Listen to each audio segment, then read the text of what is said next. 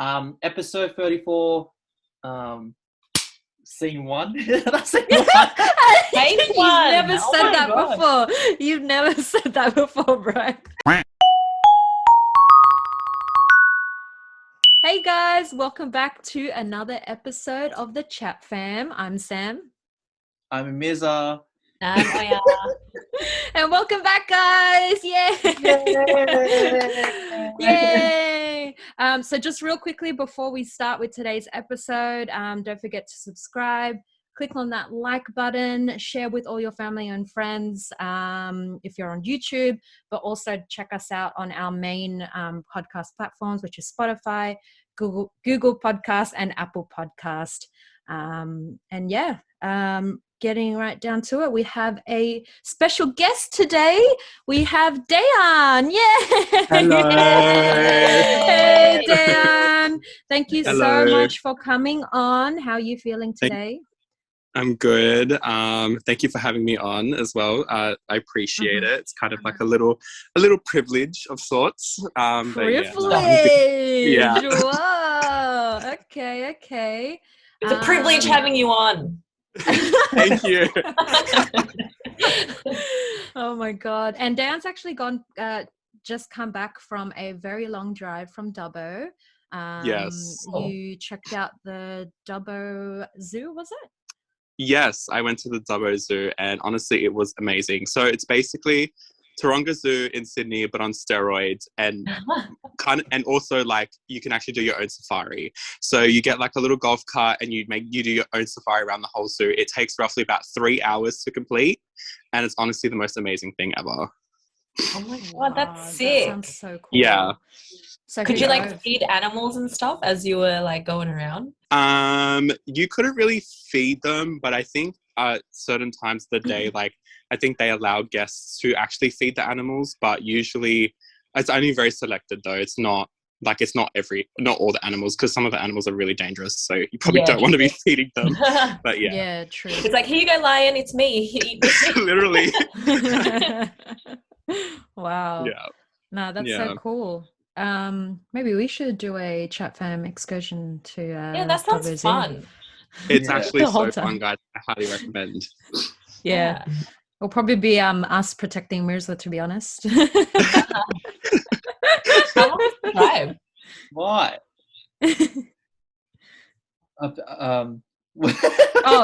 How long was the drive down?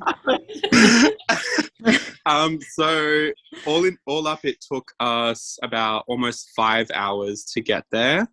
But that was on the way there. But today, as we were coming back, we kind of stopped off in other towns. So I've been driving since 10 a.m. this morning, and I only just got back now. So yeah. Oh my God. Yeah. Must be exhausted. A little bit. A little bit. But I'm okay. Yeah, that's all right. All right, cool. So as most of you guys would already know by now, well, those of you who are listening or tuning in on YouTube, we are on the Zoom platform since Sydney has just introduced a 2-week lockdown. So yay! But hey, well, we got to do what we got to do to keep the community safe. So we are staying safe in our own humble abodes, which is good. But let's get started. So we did a bit of an introduction on your last couple days, Dejan. But tell us a little bit more about yourself, like your background, your hobbies, who you are, what are you studying? Just a quick little insight to the Dejan world. Oh my God. I hate this question so much. But so my background is Serbian. And for those who are going to look at me and be like, whoa, wait, hold on a second. Yes, I'm full Serbian. Because a lot of the times I always get the question, oh, well, you're very dark. Why aren't you so white like the rest of them? It's just, I don't know, genetics. Like, what can I tell you? But yeah, no, that's that. So I recently finished my master's about a year ago. I studied a master's in public policy, which is kind of very niche and boring for a lot of people, I'd assume.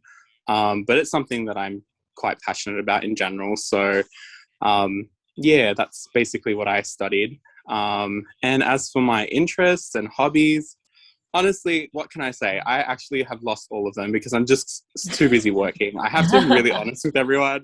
Like, Yeah. it's so hard to keep up a life when you're working full time. That's all I can say. Yeah, no, So- we I could definitely relate to that. Hey, Yeah. yeah, definitely. All right, Yeah. cool. Winslow, why are you laughing there? It's so suspicious. I'm always laughing. Yeah, you are always laughing. All right, let's get right into our topic for today.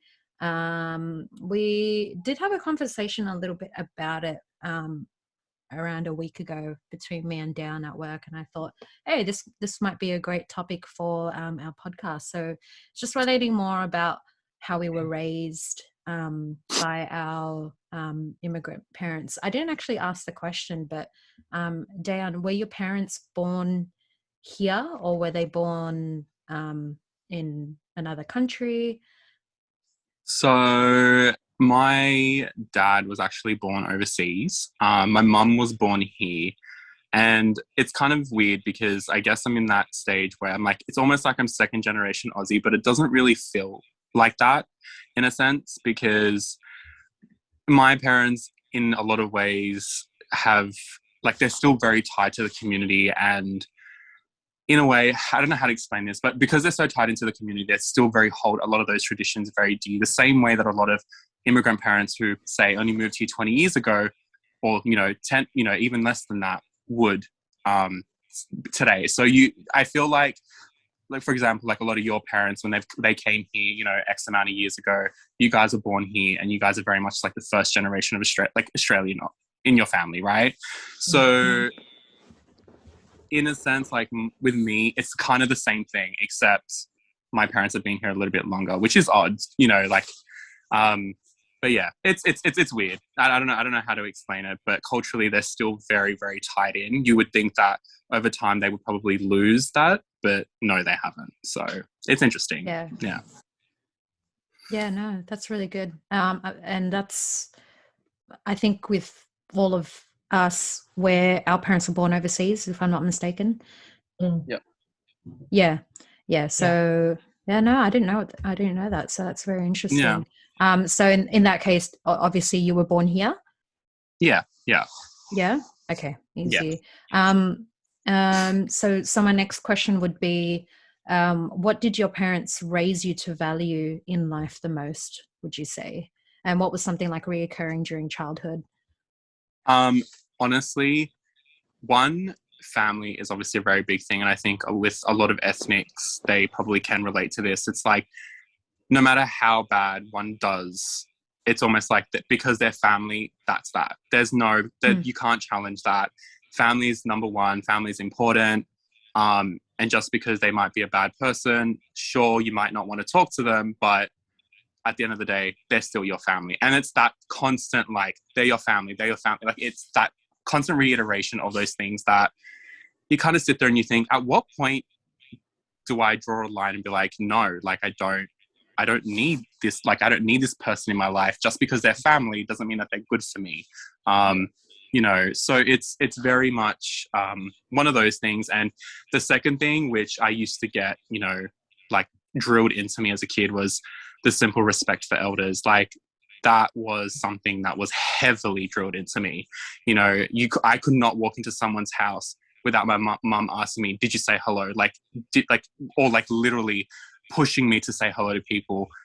And, as a kid, you're shy. You're a little bit unwilling because you don't know your surroundings or you don't really know these people. And it's one of those things where, it's like you have to do it, because if you don't do it, then you're going to be that child that's known as disrespectful.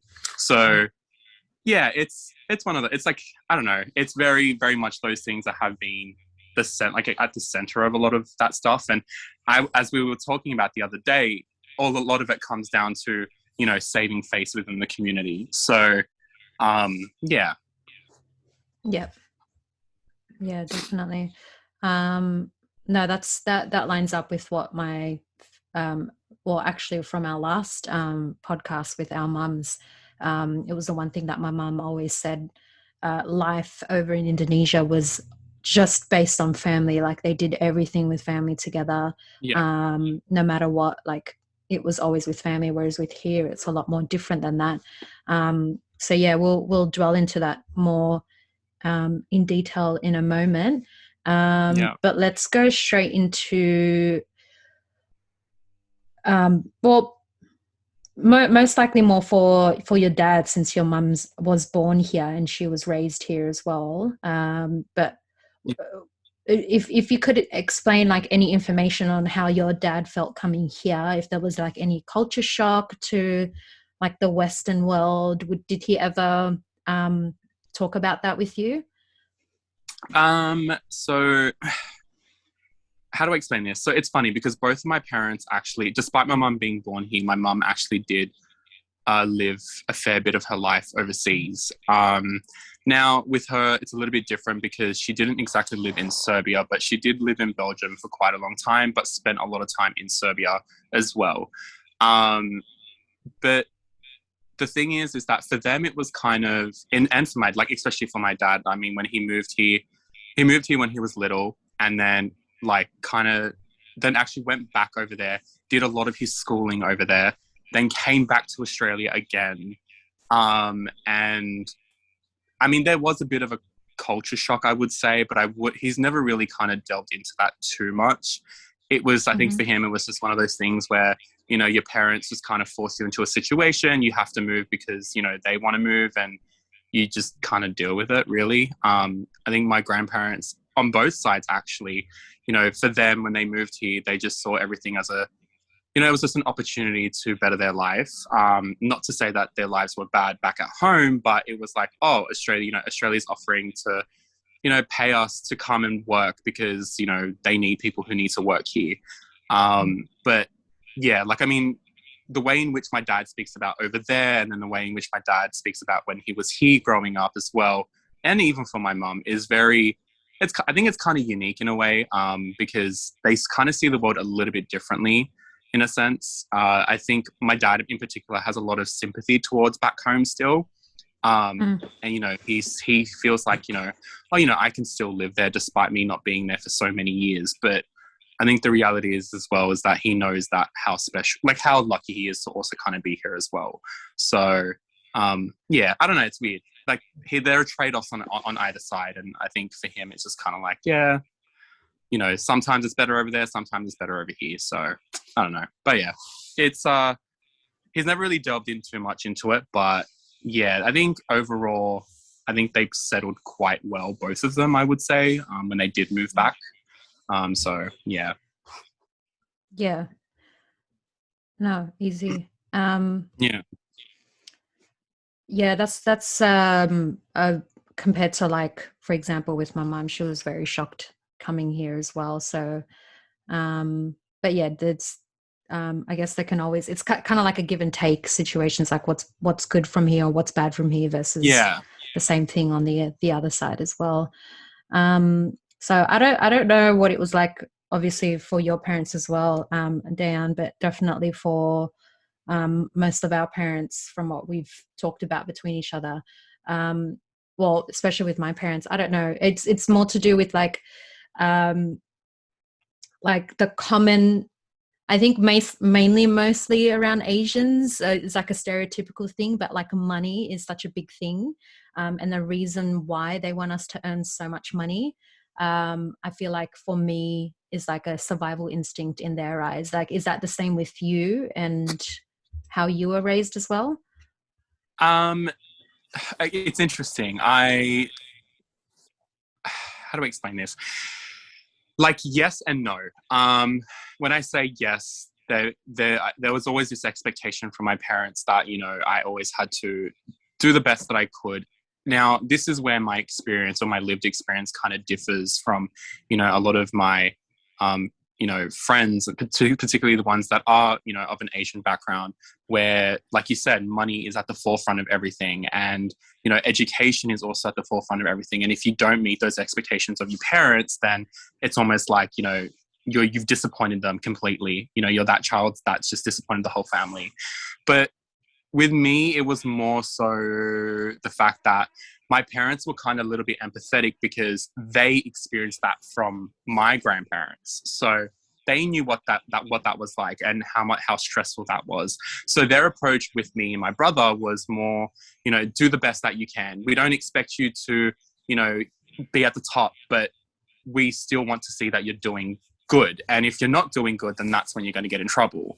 So yes, in a sense, they, you know, that they really kind of did push that education aspect.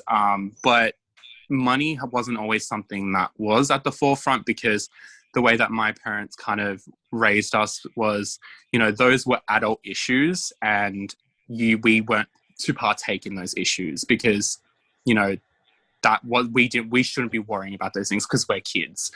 Now, that once again, that is very, like, that's a very different lived experience from what I would say from you guys. You know, I think a lot of you guys, you know, that's drilled into you from a very young age, or would have been drilled into from a very young age, and probably would have been a topic that would have been discussed quite a bit in front of you guys. So, yeah, in terms of that, my experience was a little bit different, but you know, as I got older, like, those conversations started to come out a bit more, and, you know, you would hear, you know, you need to do this, you need to do that, because, you know, you need to live, and you need to, like, it was, I guess the pressure did start to rise a little bit as I got older, but it wasn't immense. Not in the same way as a lot of my friends who, you know, are of an Asian background. So, but I definitely can understand, and I understand, like, not understand, but I empathize with a lot of my Asian peers, because I've literally seen so many of my friends go through it, and I see the pressure that they receive from their parents. And honestly, it's not easy. Like, I think sometimes they sit there and they're just so stressed because their parents expect so much from them, in a sense, just because for them it's, once again, like you said, survival. You know, they came from nothing, and whatever they did have was all they had. And so for them, working was, and education was the only way out to be able to make it to the end. And so for their children, I think that was really, like, you know, that was really important, was, I don't want you to struggle the same way I struggled. So, yeah. Yeah, definitely. And we kind of have, like, my parents may have been a little bit more stressed on it, but I think as I grew older, that kind of became less strict, and they kind of had a bit more faith in me being able to take care of myself from then on, obviously being an adult now. Oya or Mirza, do you guys have anything to say? Like, did you have like maybe a different experience on that? I can just basically say, like, I'm kind of in a similar boat. In terms of how I was growing up, it was all about like survival instincts. Like, it's all about the money, the best education. But with my parents, I feel like they were quite flexible. It's basically, as long as you study, but that's what, yeah. As long as you study, then they're happy. That's all. And as long as I'm enjoying what I'm studying, then they're happy as well. So they also wanted me to be happy at the same time. So even though they emphasize, oh, you have to have a job, you need to study, get your bachelor's, get your master's, at the end of the day, as long as I'm happy, then they are happy as well. Yeah. How about you, Oya? Yeah, no, I think, like, I feel like we were all very similar in that aspect. We all have that same experience. And I think another thing, and I feel like I've mentioned this in a previous episode as well, it's like, because we know what the condition is back at home, like back in Indonesia or wherever country you're from, where education isn't as accessible as it is here, you kind of have this feeling within yourself, like, it's a waste if I don't go out here and I study and take advantage of, like, the blessings that we have in Australia. So yeah, no, like, same thing, like, studying, get a good job, because your parents have come here and hoping for a better life for their kids. So yeah, and it sounds like we have it really good here as well, because like, I know so many of the people that I know in my life, whether I still know them now or from the past, like, such strict parents, and they have no freedom. And just like what you were saying, Dan, like, it just leads to depression, because they're always focused on money. And I think for the earlier days of my high school, it was kind of like that for me. And I kind of thought like, oh, well, what about what I want to do and things like that. But, you know, I bit the bullet and I just told them how I felt. And I think when your parents really love you in a way, they're going to compensate for that, and they're going to know like, okay, maybe we need to think of like a different way to go about it. And, you know, make sure that my children are happy at the end of the day, which is, I think, the most important thing. Because if you're going to be doing something that you're not happy with, like, who knows how long you're going to live for. Like, you might die tomorrow, you might die in the next 50 years, and doing something that you're not happy with is kind of like, oh, whoa. So yeah. Moving on to the next question. So kind of going about those like traditions and like cultural expectations. Did you have anything like that, Dejan, that was like really like, oh my God, I can't get away from this. Like it has to be done. I have to follow it. Or like just the pressure. Like in terms of, you know, like are you talking specifically about like education and money, or are you just talking about in general? Just in like what you found with your parents, like specifically, like for example, with our culture, it's all about getting married. I don't know if it's the same. I literally was about to bring you that guys up. Yeah. Like it's the one thing, I don't know what it's about, like the any migrant parent is just like, you need to get married young. Like it's not even just my parents, like it will just be like even customers sometimes, like if they're really in a deep conversation with you, they'll be like, so when are you getting married? Like, are you not married yet? And I'm like, whoa, this is like moving too fast, man. But yeah, like how is that something that you struggle with as well? 100%.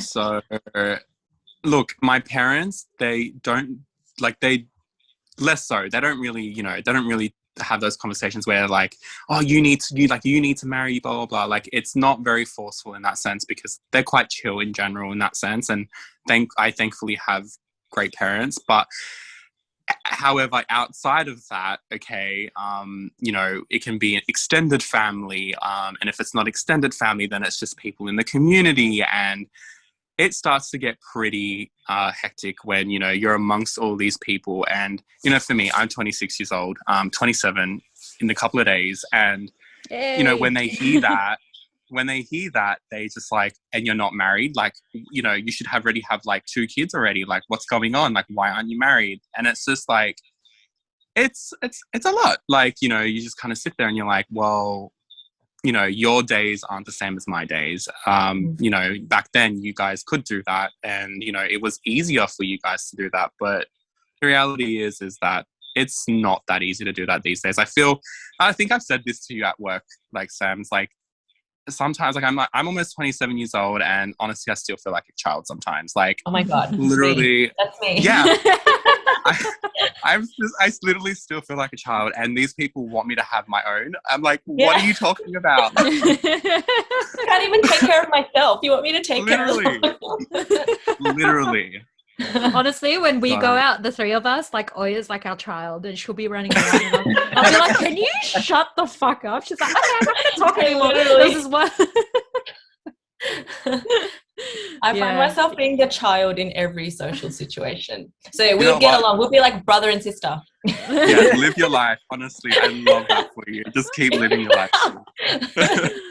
Oh man. Yeah. Honestly, but there's definitely those cultural expectations, and sometimes it can get a lot. And usually, thankfully, my mum actually, when that starts to happen, they start to bombard me with all of those questions, and, you know, sometimes very personal questions. Thankfully, my mum kind of just swoops in a little bit and just kind of takes the heat off me, and, you know, kind of just deflects them a little bit. It's like, you know, he's still young. He doesn't need to do that. He's still got, you know, a whole time ahead of him. Like, you know, it doesn't matter, blah, blah.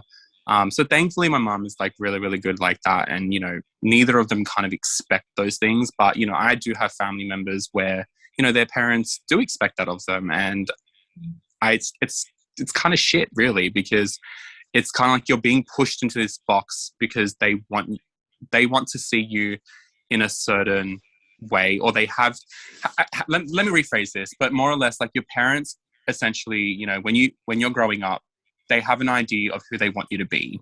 And when you don't meet that, or when you don't fulfill that checklist of what they want you to be, it almost kind of feels like you're a disappointment, or you didn't live up to their standards, and then you become that child that is just like, oh well, you know, he's just a loser, more or less. Like, it's and it's sad. You know, it's really, really sad, because that's the type of mentality that they go about it, because, you know, you didn't meet your parents' expectations. And it's like, well, look, I don't have to. You know, I have my own life. It's a very different life that we live here compared to, you know, what you guys lived back at home. So, you know, it's, Just a question. Do you have any siblings? Because I feel like that also makes a difference in terms of expectations. I do. So I have a younger sibling. Okay. I'm the older one, and that within itself, oh my God. So let's just say, from a very, very young age, because I was older, the expectations for me were a lot different. I used to hear day in, day out, well, you're the older one, so you should know better. You're the older one, so you need to do it. You're the older one, so, you know, like, it just never ended. And, you know, there were times where I literally would chuck tantrums because I didn't want to do things that I felt like I didn't have to do, or, you know, I was forced to, because once again, I was the older one. Now, I'll be honest with you guys, I look back in retrospect and I'm like, okay, I'm kind of thankful, because it taught me a lot of life skills that I might have not have learned along the way. But yeah, and it's still to this day, literally still to this day, my parents will literally use that line on me and be like, well, you're the older one, so you should know better. Like, I still cop that to this day. So it's never ending. Yeah. Wow. And all of us here are not the older children. Yeah. Well, they're both the youngest. On the late. Yeah, they're both the youngest, so they have it easy, and I'm just the forgotten child in the middle. So, which is weird. Like, I actually don't get it as much from my parents about the whole marriage thing. It's more of like the aunties and uncles that are just butting in and going, "Hey, well, when are you getting married?" And I'm like, "Well, my parents aren't asking me that question, so why do you care?" Exactly, literally. Yeah. But mainly for me, it would be, and I think it's like a very Indonesian thing, maybe an Asian thing, but just what, like, your reputation and what other people care about, like what they think about you. And it's all about, oh, don't do this in public, don't do that. What if one of your aunties and uncles see you? Is that the same thing with you guys, Oya and Mirza? Honestly, since I'm the youngest, not really. Oh my God. Because really, the family, it does make a difference in terms of expectations and everything else. Like, I don't really get asked often that, oh, when are you going to get married? It's mostly from like extended family or cousins or whatever, but not from my parents. Like, honestly, like, they don't really ask me that question that often. And yeah, it's just, I don't know. Just being the youngest, I feel like we just get away with everything, to be honest. Is that the same with you? That is true. Yeah. No, like, marriage thing is not yet me, because like, I still have my eldest brother who's not like yet married, so I have like pressure alleviated there. But I feel like as soon as he is, it's straight away going to come to me, because I'm like the only girl, so like, I know that's going to be a, you know, ordeal as well. Feels like poor Derry is like your shield or something, and like, when he's gone, then it's, you're exposed. yeah. But no, like, every like you guys say, every like, you know, Indonesian thing that we have on, and then you see all the aunties and uncles, that's the first thing they ask you. It's just like, why are you not married yet? And you're like, I don't know. And they try to set you up with oh my God. Honestly. God. Yeah. And as we were trying to say, that's like Mirza's mom, right? You were trying to say on the last episode. Yeah. Mirza's mom is the one that goes around saying, hey, you should sit next to this person, sit next to it. She would literally push you and poke you, and like sometimes even slap you to get you to go to this person. And I'm like, Tante, what's going on? Like, funny. She's a funny one. I have a question for you guys. Have you guys ever gotten to the point, like, to a breaking point with, like, just how like some of those family events or just big events in general where like a lot of the community is going to be there and you know what's about to go down when you get there.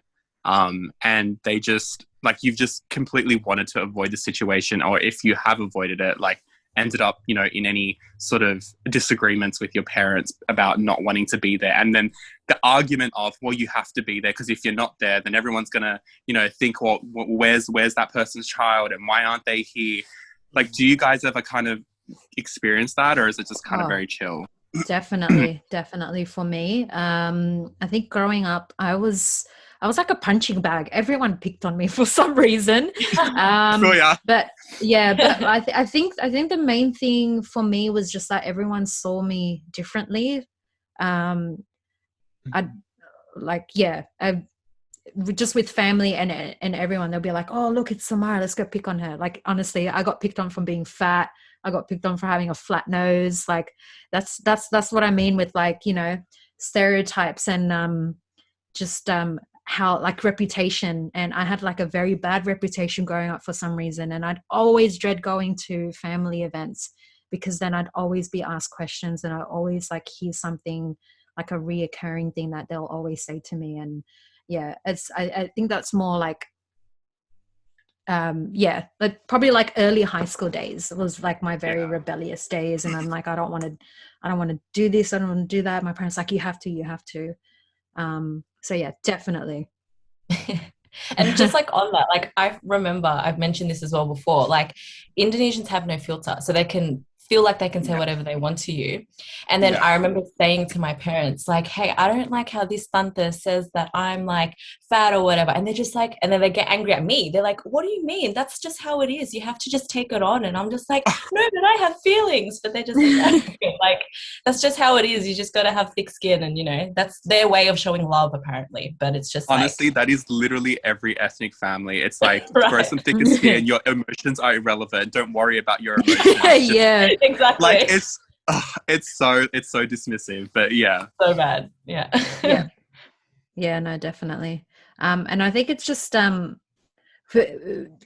appearance wise, it's more for the women. Like I think for any of you guys in the audience out there who were women growing up in like the Indonesian or any other cultural background, like migrant background, it's the image that you have is just very important, and you just have to suck it up, and that was not good for my mental health growing up. How about you, Mirza? You're a bit quiet there. I don't know, like I feel like I'm the same as well, like as what Oya saying, like it's just people, I don't know. I don't know. Now, the Gatherings beat goes to a bloody exorcisms, remember? I don't know if you watched that episode, Dejan. He gets taken to. I haven't watched that, but like, exorcisms. Jesus, why? Why is that happening? I was a kid. Okay, to be honest, like whatever my parents says, like if I need to go to a family event, I'll just go. I usually don't really fight back or complain, but since I'm like grown up, there's now like I really don't want to go because it's like I want to be independent now. It's like I don't have to listen to you. So that's just me. And like, I don't know about you guys, but nowadays my parents aren't as strict anymore because like at the end of the day, you're an adult. Like they can't really tell you what to do. And I'm glad that my parents understand, like, hey, I'm an adult, I have my own choices, like I live my own life now. But it's definitely when we were growing up that I struggled the most with that. Let's move on from that and talk about the now, like so speaking of like what we were saying, like how like you need to grow tougher skin, like it is what it is, you got to get through it. Going through with those experiences, like how did it impact you growing up? Like, you know, we'll start off with like making friends. Like what kind of friends did you make that you felt like you could speak to about these kind of things? Like, did that impact you at all? So this is actually kind of more of an interesting question. But basically, growing up, I always was a little, how do I say, sensitive in many ways, I would say. So, you know, when I did experience a lot of these things, and like when people would tell me to grow thicker skin, I never saw the necessity in that, because I was just like, well, I'm feeling the way that I'm feeling because of something that you did, and your way to justify that is to tell me to get over it. And that never sat well with me, ever. And over time, it's kind of weird, because I kind of grew to understand, as I got older, I kind of grew to understand that, you know, these type of personalities weren't like, it's weird. It depends on who it was, but a lot of the time I could see that the intention was never to be malicious. And I think, as Oya was saying before, it's like, you know, that's just their way of showing affection. And as a kid, you don't really understand that, because you kind of take, you know, a lot of those comments for face value, and you just like, oh, well, that person thinks like that about me, and you kind of get hurt from it. But as I got older, it was more or less like I did grow a little bit of thicker skin, and I wasn't as sensitive, but you know, there was always a side to me that would get, you know, slightly offended, or you know, kind of hurt by comments. Even honestly, I would say up until I was about at least 19, 20. It took me a while to really grow out of that. And to be quite frank, I think over time I've realized as well that in order to kind of reconcile a lot of the issues that I had with, you know, people within my community and their mentality, I felt like I had to kind of befriend some of them in order to kind of be able to empathize with them and just kind of understand why it is that the way why it is what they do. And over time, you just kind of like, well, for me at least anyway, I kind of just figured that culturally, that is just the way that a lot of my people are. And that is the way that a lot of them grew up. It doesn't make it right, and, you know, a lot of the times I do challenge those notions, but at the same time, you know, they can't help it, because that's all they really actually know. You know, they're not taught to challenge the status quo in that sense. I was always that one kid, you know, the black sheep that always challenged the status quo. And, you know, I would cop shit for it all the time. But, yeah, they just kind of go along with it because that's just how they're raised. And, you know, over time, it required a lot of understanding from my side onto them. And then as a result, I then kind of grew thicker skin and realized, well, hey, they think that's fine. I may not agree, but, you know, it's like, it doesn't matter. It doesn't really affect me. You know, I can choose to walk away and just completely ignore what it is that I don't like that they said. So, you know, a lot of the times these days, you know, I might go to an event of some sorts and someone may say something that kind of sounds shady, or something that doesn't really sit well with you. And to be quite honest, it's just one of those situations where you just roll your eyes and just literally move on, because there's no point in harboring any feelings towards it. There's no point in trying to challenge it, because at the end of the day, they're always going to be like that. You can't change their mentality. They've grown up a very specific and certain way. And yeah, it may be unfortunate, but like, that's their reality. And, you know, that I can't change that for them. And there's no point in trying to challenge it. I know that kind of sounds like almost like a defeatist attitude, but the thing is that, you know, you can only control so many things within your environment. And if there's something that you can't control, then for me, it's not worth stressing about it. You know, it's just try to move on from it. And, you know, just try to see something positive, something else that's positive within your surroundings. So that's the kind of approach I've taken as I've gotten older. And as a result, that has allowed me to grow thicker skin, because I was a kid that was very sensitive. Like, you could say something to me and I literally would cry. And, you know, my mum used to have to deal with that a lot. And, you know, my mum as well at times, she would get frustrated with me and be like, it's fine, just get over it. Like, it's not serious. So, you know, I did cop a lot of that as well. But yeah, I don't know. That was my experience, to say the least. No, I could definitely relate to that. Again, like, just being around like an environment and a family that was just so heavily focused on, like I said, reputation and expectations and everything like that. I was a very sensitive child as well.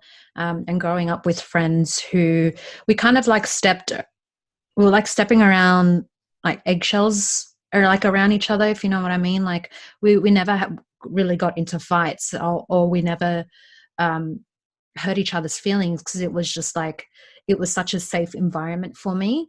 But growing out of that stage and meeting other friends that would just like, you know, like dig into your soul and tell you the truth and be like, look, this is what it is. Like, I'm telling you this because I care about you and you need to know about this so that you can change. And that opened up like a different part of me that was like, okay, sometimes you do have to accept criticism, because when I experienced so much criticism, I wanted to shut that all out. But I had to learn to be able to take it and listen to other people, because sometimes people aren't just out to get you. So some people are actually genuinely trying to give you constructive criticism on a certain situation.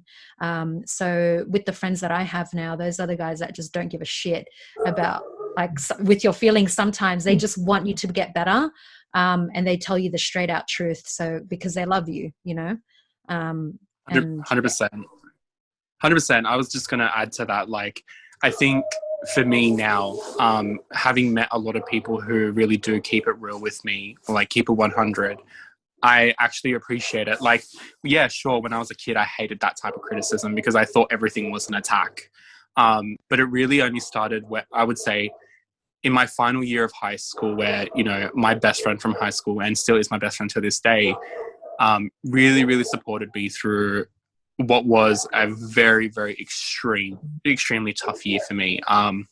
Just because I had a lot of things going on at home, and my education was literally just dwindling to the, like, it was just to the abyss. Like, it was that bad. And I had him to thank for a lot, because in a sense, you know, he was that person that literally gave me brutal honesty, and brutal honesty to a point where I would walk away and I would literally cry. But at the end of the day, I knew that he was trying to help me. He was trying to make me realize that my own actions was actually harming me further. And like, to this day, I have him to thank for when it comes to, you know, things about my education. You know, a lot of my other friends around me as well, like, we tell each other the absolute truth, the way that we feel. Like, we're very honest with one another. And I think that has really, really helped shape me to become thicker skinned as well. Because when someone can when someone can dead set tell you something to your face, and it's something that is really hard to hear, but you have to cop it, like, it's one of those things that changes you. I don't know, like, I've gone through it countless times where I've literally had friends be like, you know, excuse my language, but like, you're like, even if it's my behavior, you're being an absolute fuckwit, and I don't like this, you know. And it's things like that makes you stop and think and be like, hold on a second, like, what am I doing that's affecting everyone else around me? And, you know, at that time you feel like, oh, I'm just being attacked about something that is so stupid. But when you actually you have to sit there and think with yourself and realize, well, hey, like, you know, these people have feelings too, and, you know, these people may not actually like this, and, you know, you kind of have to just, you know, swallow, like, bite the bullet and just kind of, you know, swallow it and realize that you're in the wrong. And I think a lot of that also comes down to a matter of pride as well. But, you know, that's another topic. But yeah. Yeah. How about the rest of you guys? Have any thoughts? What was the, like, original question you asked? I forget. Because we just like went, whoa. Like, yeah, we did go around. It was just like, how did your experiences, like, growing up with your family, like what we were talking about before, about like expectations, cultural expectations, stuff like that. Like, how did it affect how we made friends? I don't know. I feel like for me, because like, at least in high school, I didn't have a lot of people I could relate to, as in, like, because there wasn't a lot of Indonesians, there wasn't a lot of Asians generally. So in terms of having the same, like, lived experience, it was a bit difficult to kind of, you know, have that same understanding. But I mean, no, I think, I mean, I don't know, in terms of, you know, something I was thinking about when you guys were talking was, like, I think in general, I don't know if this is just my perspective, we are, at least in Australia, a little bit less upfront, especially when it comes to just like little like physical flaws, for example, right? You never would come up to someone and be like, oh my God, your acne is so bad. Yeah. But I feel like Yeah. with the Indonesians, right, it's just like they'll say it to you straight away. So Yeah. I feel like that in a way has made me more careful when talking to people or like saying something about them, like a trait or even a physical thing. I would always like have to think first or be mindful of how my words can affect others, because we all have received the other stick of that, right, of just getting all these insults thrown at us. But yeah, I mean, I guess being more careful in how I communicate with others, and making sure like I'm always thinking about how my words can affect their feelings, because that's Indonesians don't care. Honestly, man. Honestly. Yeah. How about you, Mirza? I think just on the point of Dejan, like just like being sensitive and like people telling you the honest truth about just like advice and moving forward in life. Like sometimes you need that, and sometimes like that may change your life for the future. And I don't know. I'm just thinking about like what that happened to me and me giving advice to people, and sometimes they start crying, sometimes they like kind of just understand what you're coming from. But some people like I don't know, like some people like when you give them advice and they think in a wrong way where that's like something bad and they stop being your friend. Like there's some people out there that are like that, and it's good for you, Dayan. Like you kind of take that advice in, even though if it's too harsh, like it's just like you need that. 100%, and that's the thing. And I think that's like, and you know what? This actually kind of goes back to something that I actually said to Sam a while ago at work, and I said to her, you know, like if you're ever feeling annoyed or if you're angry at me or mad at me, whatever, like tell me, because one, it's accountability, and two, like you should be able to just tell me those things, and even if it is harsh, it's better that I know, because it allows me to kind of, you know, walk away and reflect on my own actions and how that may have affected her. And I think, you know, and I mean, obviously, you know, I assume Sam, you probably would have been like, yeah, that's fine. But at the back of her head, she's like, she probably doesn't feel comfortable to do that. And that's completely okay. But at the end of the day, like if I can afford that to someone where I'm telling them, I want you to be comfortable enough to be able to tell me those things, like it's basically opening that door to be like, hey, like you've done this or you've done that. Like, I'm just letting you know, can you please not do that? Or can you please not do this? And sometimes those things are required in order for you to kind of grow and learn. And that's been my whole journey. Like throughout a lot, since I've left high school, is literally people telling me, you need to like giving me advice, giving me criticism. And sometimes you don't like it, but you have to cop it. And that's that. Yep, definitely. Yeah. All right, cool. And then since we're a little bit short on time, just going on that as well, like if we weren't to like meet those expectations, whether it's from you or if it's from anyone else that you watch go through this, I definitely went through this, just depression of not meeting your parents' expectations and the pressure of that. Could you elaborate on that at all? Like, it doesn't have to be about you. It can be about someone else that you've watched go through this experience. I've seen many people go through this. But I mean, I think even for me to an extent, you know, still to this day, there are things that I feel like in a way, you know what your parents want for you and what they want, you know, from you.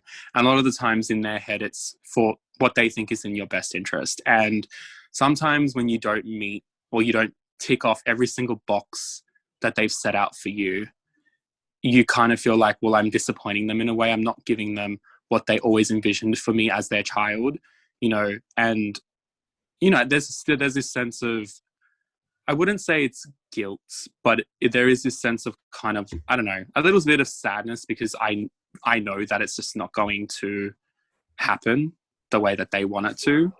And I mean, Sam can probably understand where I'm going with this.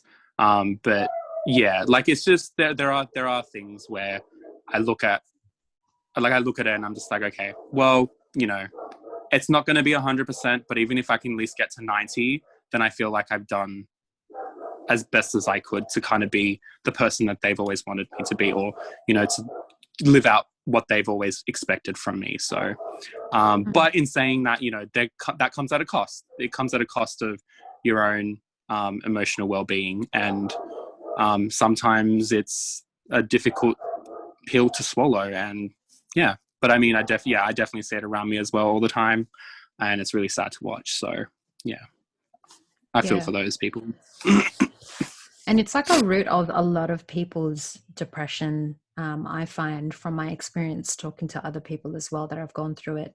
But a lot of the times with immigrant children, does that make sense? Like children of immigrants? I don't know.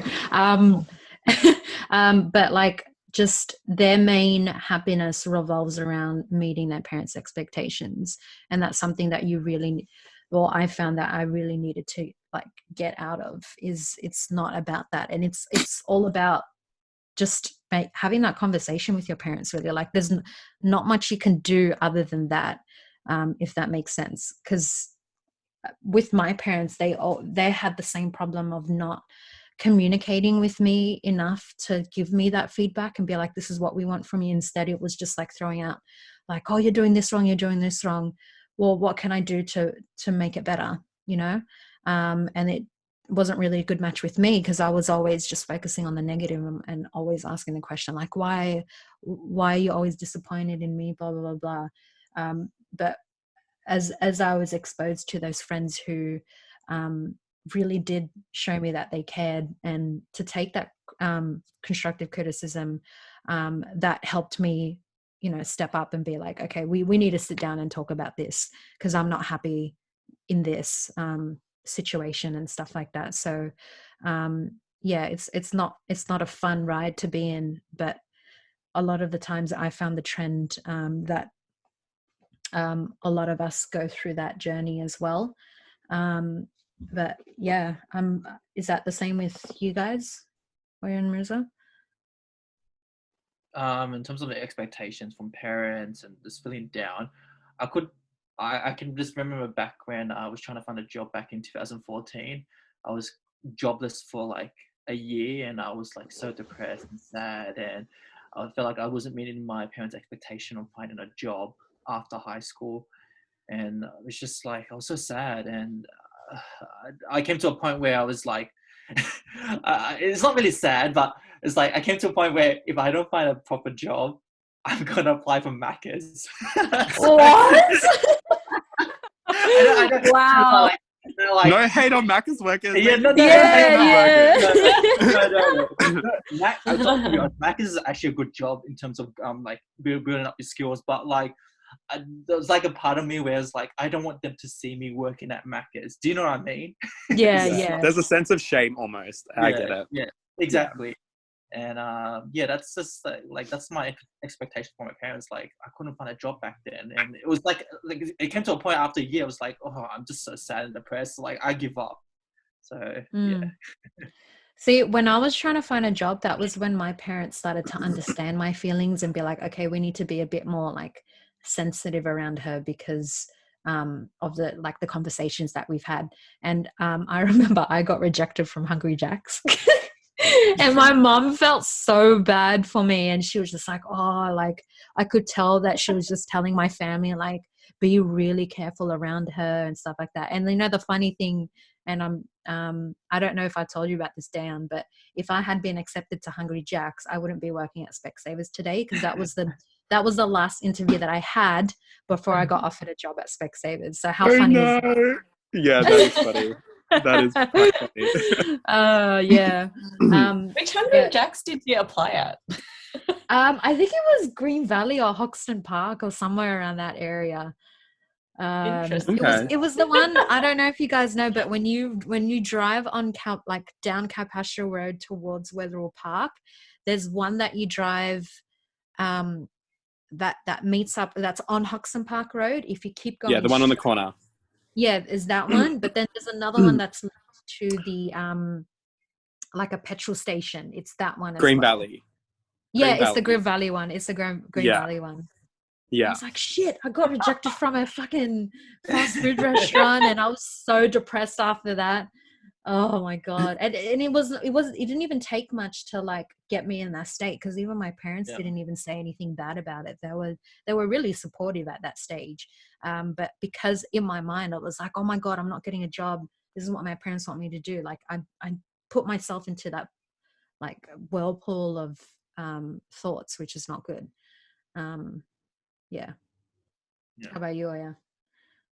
Yeah, no, I mean, I feel like you guys know I was in a rut of like joblessness also. So yeah, I mean, graduating uni, you already have that internalized like pressure on yourself. Like, I need to find a job now that I've got a degree. And then obviously you already know your parents are like waiting for that too. But yeah, and I just think this is another whole topic in itself, but just like how, and it's been discussed, I feel like, a lot lately, because mental health has become such a important issue lately, but it's just ethnic parents not really understanding depression, right? Or it's just like, because it makes me wonder, when they were feeling sad, what did they think they were experiencing? You know what I mean? Like, I don't know, like, I don't know, it makes me wonder.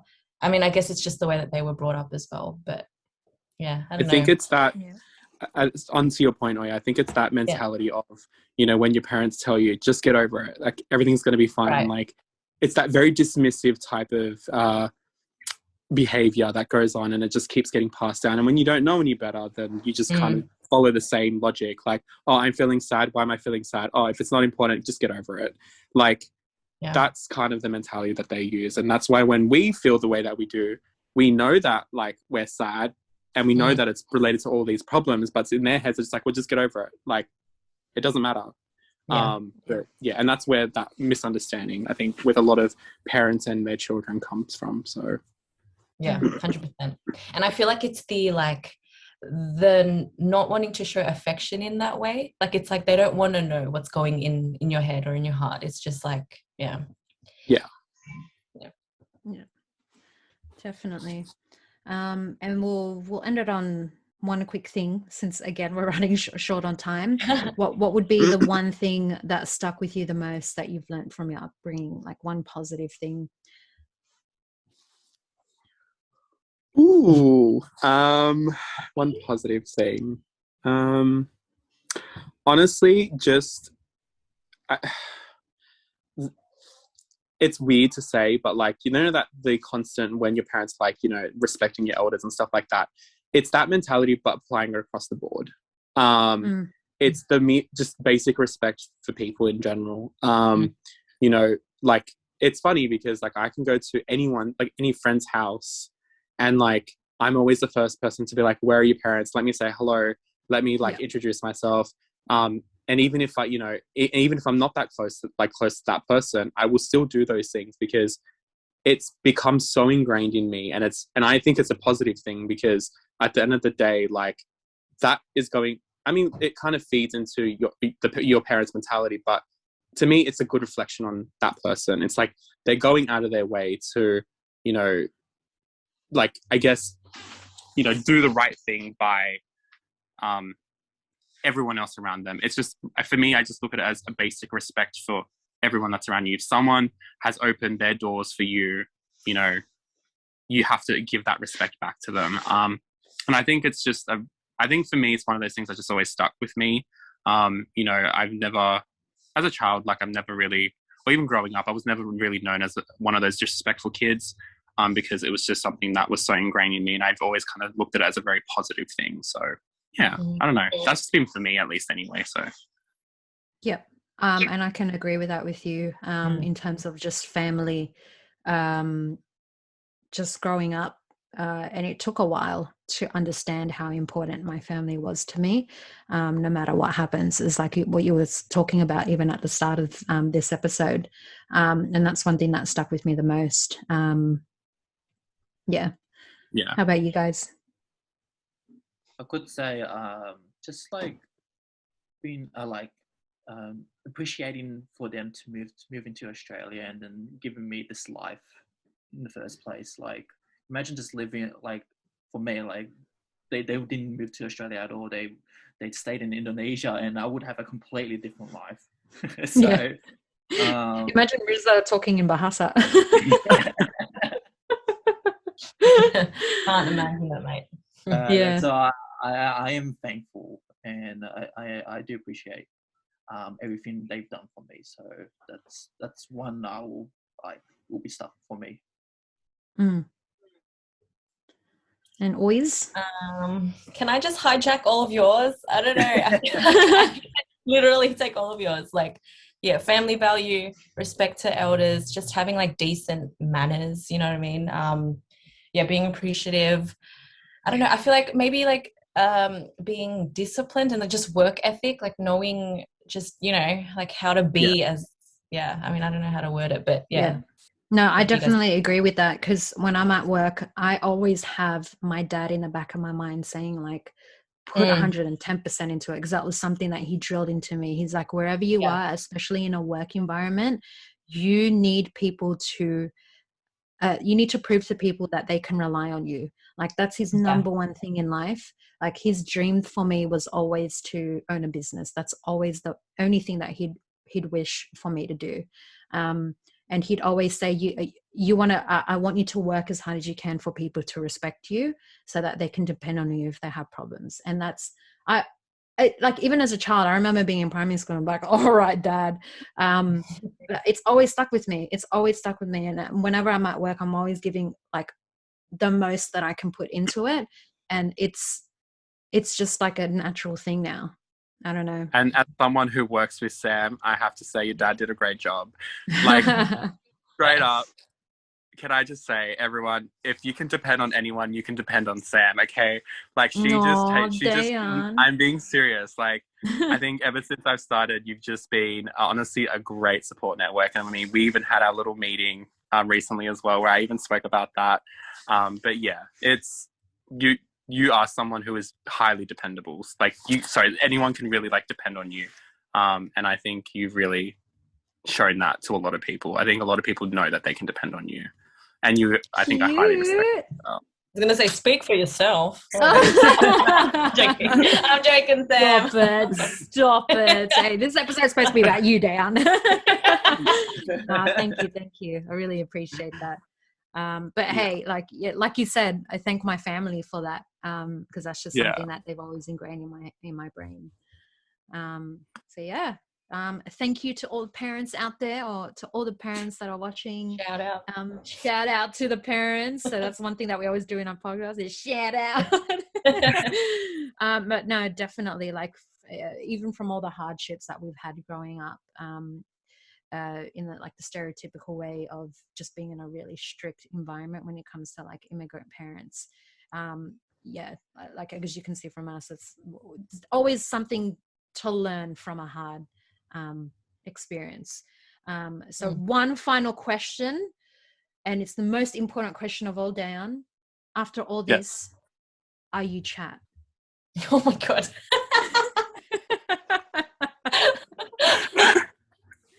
I mean, no, I'm not chat. Like, why am I chat? If I have to be for you, I will be. But there you go. That's what we like to hear.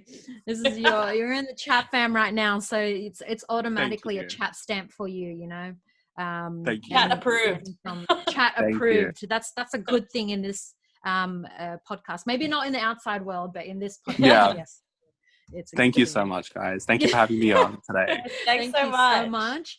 Just before we go, we're going to end it with an Indo word of the day. Now, just a quick little rundown. Like, you've watched our episodes. Like, Mirza's horrible with his Bahasa, which is the Indonesian language. Yeah. So, Mirza, what is the Indo word of the day? So we've been using this word often in this episode. So, expectation. Oh my God. Wow. All right, now that's one thing that I need to learn. Freaking hell, what the hell? We use that word so often in this episode. So expectation. Okay, Dejan, in what language do you speak again? What's the language? I speak Serbian.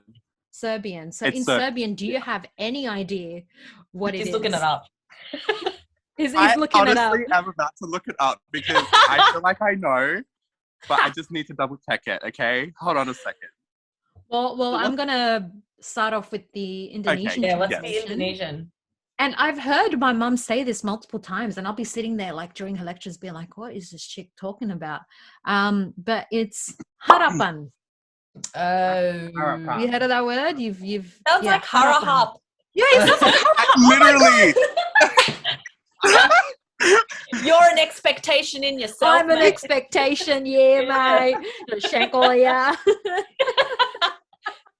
Oh my god, it does sound like my last name. I'm gonna say that to my mum next time. That's And be like, funny. it's not harapan, it's harahap. Oh, so Samara lame. expectation. Yeah. Is that my expectation? Oh my god. How about What's it you? in Serbian? So in Serbian, it's očekivanje. Whoa, Which- whoa. Yeah. Can you say that again? Očekivanje. Očekivanje. Yeah. You're close. Yeah, there you are. Yeah. There you go. All right, easy. Očekivanje. That would be your Yeah. last name. Down Očekivanje. I'm so lame, honestly. Like I'm like my dad sometimes with his dad jokes. But yeah, love there it. you go. If any of you go to Serbia or if any of you go to Indonesia, then you'll know. Just shout out the word out in the street and see what they're like. What the fuck? You might sound like a lunatic, but that's okay. Yeah, that's fine because you're chat approved anyway. So Exactly. if they ever ask, then show them this episode, and then there you go. All right. Yeah. But honestly, thank you so much, Dejan. It's been a real pleasure. Oh my god, I can't talk. A real pleasure having you on this episode. And we really, really appreciate your input and the time that you've taken to be here today. How are you feeling right now? Honestly, I'm feeling fine. Like Once I've lockdown's actually had over. so much. I've had so much fun. Like literally had so much fun. So thank you for having me on here. Yes, definitely. And as Would like love to Oya do it was again. saying, yes, yeah. When lockdown is over, we'll have a little feed. Hopefully. Just depending on how quickly this lockdown will be over, but hopefully it will be over in 2 weeks. Soon. Yes, fingers crossed. But yeah, thank you so much, Dejan. To everyone else out there, please stay safe, be responsible, stay at home, don't do anything silly, because we want this all to be over as soon as possible, and we know that you guys do too, but the only way we can do it is to stay safe. So for those of you on YouTube, please don't forget to subscribe, like, or comment, or share as well. And then share us on Spotify, Google Podcasts, and Apple Podcasts, all of our podcasting platforms. And again, my name is Sam. Mesa. I'm Oya. And Dejan. yay! Thanks, Dejan. See you later, guys. Thank Thanks you. for watching and listening. See ya. Bye.